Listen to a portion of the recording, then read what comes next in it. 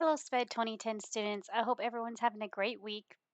So, remember, this week your quiz one, your first exam is due. So, remember, it will stay open until Sunday, March the 3rd at 11:59 p.m. So, you still have time. Remember, you have two attempts. I take the highest grade. So, just make sure that you email me once you have taken the quiz, and then I will grade it because I have to go in and manually grade the short answer section. So that way you can see what kind of grade you have and see if you want to use your second attempt. So you also this week are going to be doing what we call pre-referral. So we're going to be looking at the pre-referral process and response to intervention and IEPs. So our learning objectives really are to look at what is an IEP and who are the required members. We're also going to be looking at alternative learning environments, right? Specifically, least restrictive environment and how that plays a factor. And we're going to look at RTI, you're going to define it and how do we use it in the classroom? How is it related to the referral process or the pre-referral process when we're trying to evaluate to see if a student is eligible for special education services. And we really want to identify the learning factors, right, that are going to influence ability for some students to learn in the classroom. And then within the IEP, we want to describe those elements that we use to write measurable and annual goals and what those would look like. So, your learning task, you are going to be looking at a teacher's guide to special education. And I put the chapters in here that I want you to read. This is the PDF book, so it should open in a new window for you. These are pretty short chapters. That's why I also gave you a second thing that I want you to look at. Now, remember, everything that I'm giving you to read is really making connections to the content.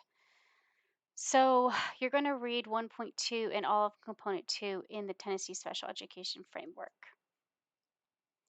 As far as your assignments, you will be completing an IRIS module. And after you complete the IRIS module, I have included a note sheet that will go along with the IRIS module, which you will be submitting as part of your assessment.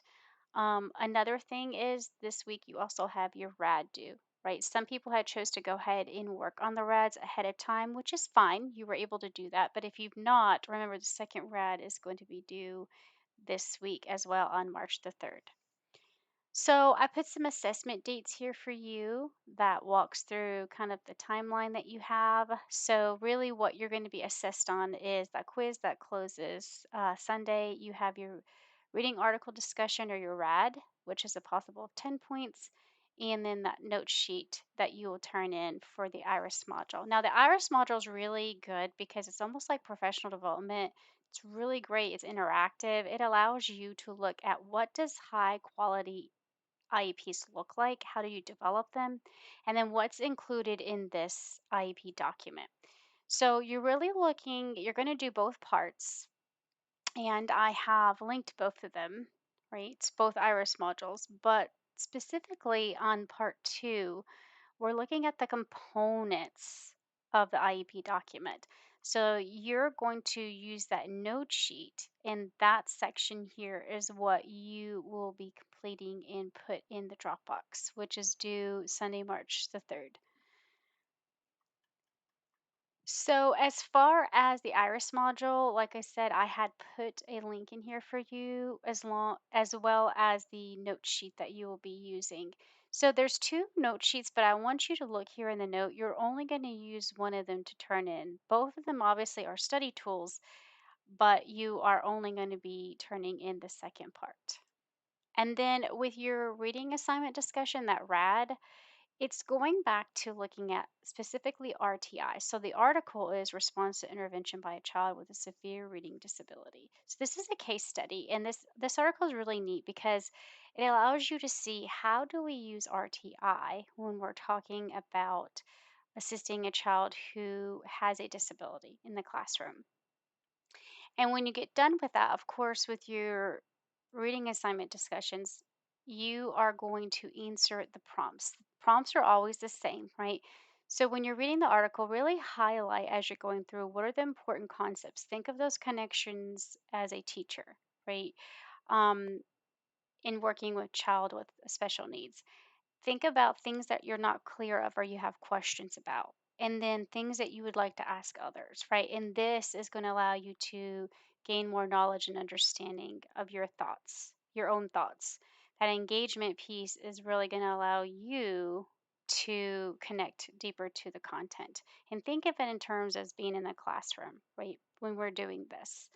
Remember, you do have to respond to at least two classmates and respond to their posts. I also wanted to know is remember, whenever you are working on discussion boards, it's always good to go back in and see if anyone's asked you questions, what were the replies to your discussion posts, because that's that engagement piece that we're looking for. So please make sure that you're going back and looking at other people's replies. And maybe they ask a question, that'd be a good time for you to respond.